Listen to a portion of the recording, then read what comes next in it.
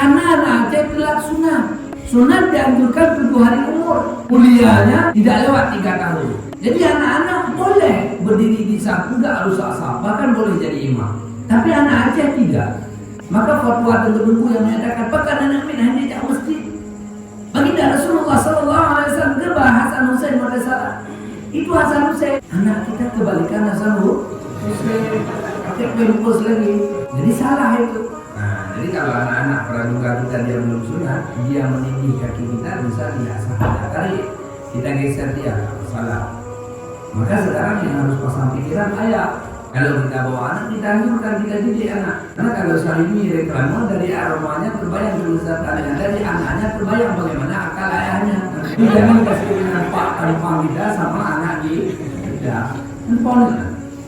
Kehilangan, kan? Allah Alam. Keadaan kita beda kultur.